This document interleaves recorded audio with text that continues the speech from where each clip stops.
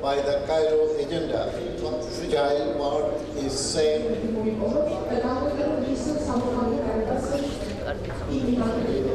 Remain at the very heart. მოგესალმებით საღამომშვიდობისა. მოსახლეობის საყოველთაო აღწერის კომისია ფინანსური მხარდაჭერა არ არის მნიშვნელოვანი. მოგმართოს ქალბატონ მანანა კობახიძეს პარლამენტის თავმჯდომარის მოადგილეს და გენდერული თანასწორობა. გაეროს მოსახლეობის ფონდი 15 წელია თანამშრომლობს საქართველოსთან და მათ შორის სხვადასხვა ინსტიტუციებთან, თბილისის მერიასთან.